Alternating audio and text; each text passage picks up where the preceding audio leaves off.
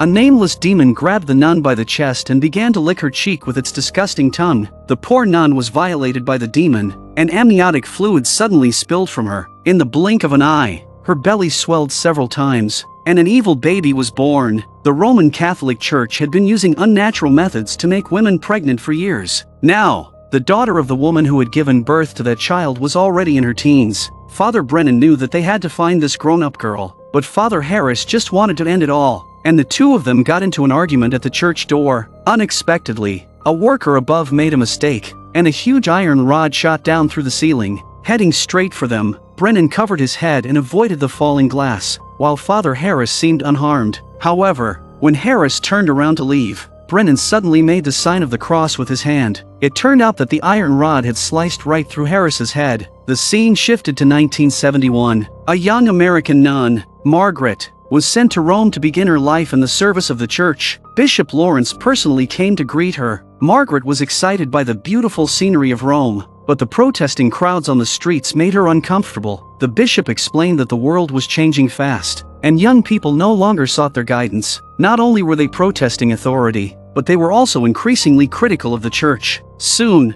the bishop introduced Margaret to Sister Silva, who was in charge of the convent and had 62 nuns under her care. Since the convent had signed a contract with the government, it housed many unmarried women about to give birth. The convent even had a maternity ward in the medical area, carefully looking after the pregnant women. While the two of them were talking, distant sounds of children arguing could be heard. Sister Silva told Margaret to feel free to explore. As she went to check on the situation, bored, Margaret pushed open a wooden door and found a girl sitting on the floor, drawing. She tried to greet the girl, but unexpectedly, the girl crawled over and licked Margaret's face. Sister Silva heard the noise and rushed over, introducing the girl as Carlita, who had some mental issues. To prevent Carlita from hurting others, the convent had locked her in a room. That evening, the driver took Margaret to her dormitory. After unpacking her things, she began her evening prayers, only to see a shadow at the door and hear the sound of the doorknob turning. Soon after, whispers could be heard behind the door. They were saying that Margaret was a naughty child and that she had to be tied to the bed. Suddenly,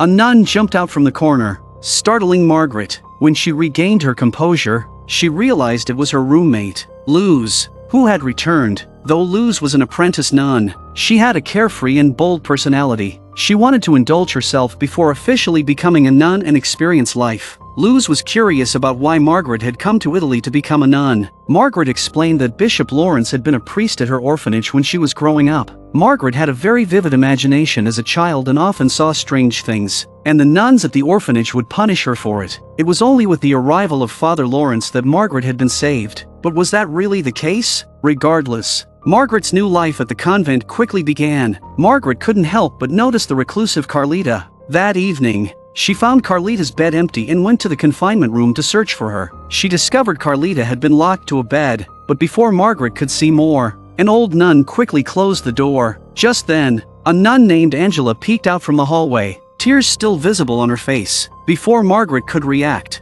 Luz dragged her back to the dormitory. Encouraged by Luz, Margaret changed into a sexy backless deep V dress, and the two of them went to a nearby bar. In the dimly lit space, the crowd was full of noise and excitement. Margaret felt lost in the crowd. Fortunately, a gentlemanly stranger approached her and kept her company, chatting and making her feel more at ease. With Paul's encouragement, Margaret finally let go of her inhibitions and danced, enjoying herself. The next day, she woke up from a hangover, having completely forgotten what had happened the night before. Margaret felt the guilt surge in her heart. As she sat in the square, confessing, Father Brennan suddenly appeared. He reminded Margaret to stay away from Carlita. If she wanted to know the truth, she should go to room 42 at St. Leda convent to meet him. Margaret didn't heed Father Brennan's warning and went to find Carlita the next day. She learned that Carlita had been locked in the confinement room again for biting the old nun. Margaret, who had been punished by nuns every day in the orphanage, understood Carlita's feelings. She told Carlita that it wasn't their fault, but rather the fault of the nuns who forced others to obey. At that moment, a scream echoed from the maternity ward. Margaret rushed over to check. She found a woman in labor, screaming in agony. The bloody scene caused Margaret to faint instantly. As she slowly regained her composure from the shock,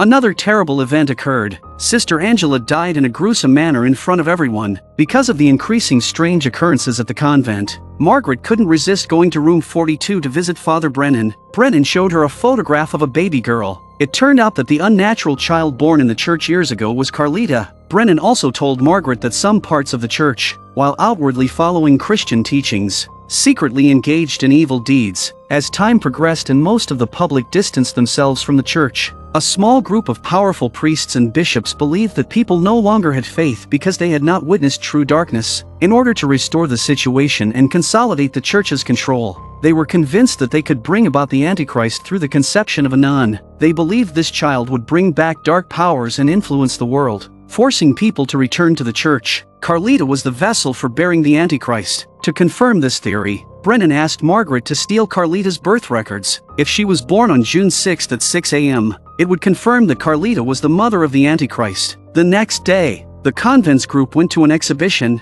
only to encounter a violent protest. Margaret got separated from Carlita in the crowd, and while being pushed around, a terrifying pair of hands grabbed Margaret and licked her cheek with a wet, sticky tongue. Margaret felt an invisible demon infiltrating her body and soul. The evil aura seemed to penetrate every pore. Seeing Margaret's strange behavior, Sister Silva called her into her office, warning Margaret to stay away from Carlita and postponing her vow ceremony. Later that evening, on her way back to the dormitory, Margaret saw the man from the bar again. She tried to catch up and ask him a few questions, but when the man saw Margaret, he ran off and was hit by a car. His body split in two. Before dying, he managed to say, "Look for the mark." Margaret, disoriented, returned to her apartment. The next day was Luz's vow ceremony. Under the bishop's blessing, she officially became a nun and vowed to serve God, becoming his bride. Meanwhile, Margaret snuck into Sister Silva's office while everyone else was attending the ceremony. She found a key under the desk, though she had no idea which door it opened. Margaret looked around and noticed the wallpaper with disfigured baby features. Upon closer inspection,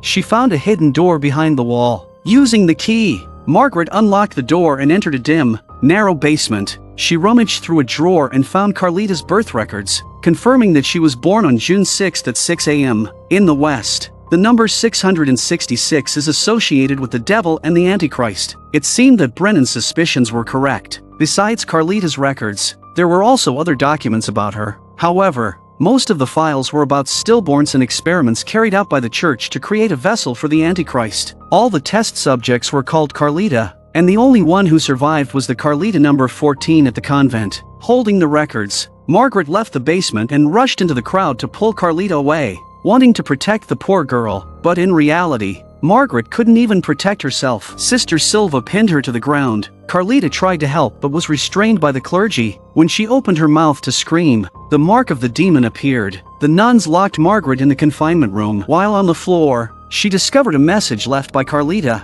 The drawings were strange and horrifying, seemingly depicting the process of nuns becoming pregnant by demons. Margaret, mentally unstable, also saw Sister Angela, who had been burned to death. Her beautiful face was completely destroyed, and she reeked of decay. Terrified, Margaret clutched her head and screamed. The young priest, hearing the noise, rushed in to help. After seeing the records, he understood what had happened and pulled Margaret out of the convent. The two went to seek refuge with Father Brennan and stayed up all night reviewing the documents the young priest had brought. They discovered that the church had been trying to create a male child, but every child born was a girl, and they died one by one. So, the church believed that by having Carlita mate with a demon, they could produce the Antichrist. Margaret found the old photograph and suddenly realized something. The baby in the photo had a demon mark on her forehead, but Carlita's mark was on her upper palate. Could it be that the baby in the picture wasn't Carlita? The three quickly flipped through all the records and found that Carlita number 5 hadn't died either. The photo ID had been torn off, which meant the baby in the old photo wasn't Carlita number 14 but number 5. The church had successfully created 2 children. As the 3 of them were still shocked, Margaret remembered what Paul had said before he died. "Look for the mark," pointing to the forehead. Margaret immediately put her fingers in her hair and felt around. Yes, she was Carlita number 5. In fact, the night she had lost consciousness from drunkenness, Paul had taken her to the church, where she had suffered the demon's assault. The demon child had already begun to form inside her. With June 6 at 6 a.m. approaching, Margaret knew she had to get rid of the child inside her. The three quickly headed to the hospital, but on the way, they were involved in a car accident. The driver died on the spot, and Margaret crawled out from the back seat. Her body lost control, and her amniotic fluid soon broke. Margaret's belly rapidly expanded, and church authorities began to appear. When she regained consciousness,